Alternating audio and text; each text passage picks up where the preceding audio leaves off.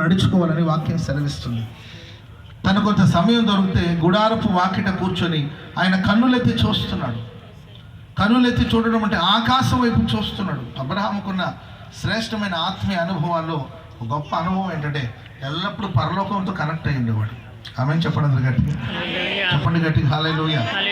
నేను కొన్ని చోట్ల చూస్తూ ఉంటానండి, హెడ్ ఫోన్స్ పెట్టుకోవడమో లేకపోతే ఇయర్ ఫోన్ ఏదో ఒకటి పెట్టుకొని సెల్ ఫోన్లో ఎవరితో ఒకరితో కనెక్ట్ అయ్యి కాంటాక్ట్ అయ్యి మాట్లాడుతూనే ఉంటాడు. నేను కొన్నిసార్లు ఫ్లైట్లో ప్రయాణం చేసినప్పుడు చూస్తే ఆ ఎయిర్పోర్ట్లో నుండి కూడా ఒక్కతే మాట్లాడుకొని పోతూ ఉంటుంది. ఇక ఎవరున్నారంటే ఎవరు ఉండరు, చెవిలో మాత్రం చిన్న ఇయర్ ఫోన్ ఉంటుందండి. ఒక్కతే మాట్లాడుకొని పోతుంటుంది. బస్సు ఎక్కి అక్కడ మాట్లాడుతుంటుంది, ఫ్లైట్ ఎక్కి అక్కడ మాట్లాడుతుంది. ఎవరితో మాట్లాడుతుందో తెలియదు కానండి మాట్లాడుతూనే ఉంటుంది ఆవిడ, లేకపోతే ఆయన మాట్లాడుతూనే ఉంటాడు.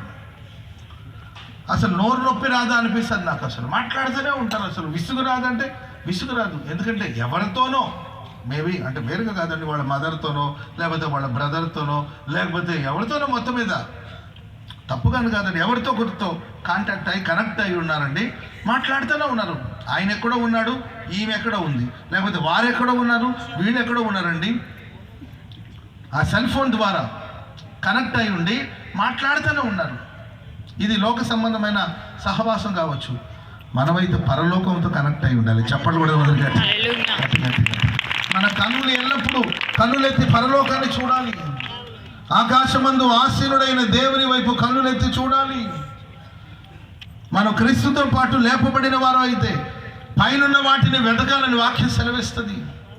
అబ్రహాము తన గుడారపు వాకిట కూర్చొని తను కన్నులెత్తి చూస్తుండగా తండ్రి కుమార పరిశుద్ధాత్మ దేవునికి పోలుస్తాం మనం. అక్కడ త్రిత్వమైన దేవుడు తండ్రి కుమార పరిశుద్ధాత్మ దేవుడు ఆయనకి కనబడ్డారు. స్తోత్రం చెప్పడం గట్టిగా. ఎవరికి దేవుని ప్రత్యక్షత కలుగుతుంది? ఎవరు దేవుని యొక్క స్వరూప దర్శనం చేత తృప్తి పొందుతారు?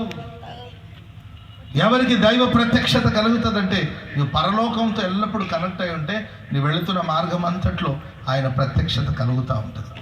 Praise the lord. 3 మనుషులు కనబడ్డారు అని వాక్యంలో మనం చూస్తాం.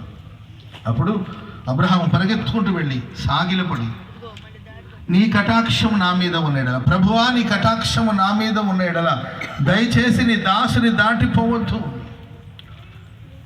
దేవుని యొక్క కటాక్షం అబ్రహాం మీద ఉండడం వలన దేవుడు అబ్రహాముని దాటిపోలేదండి.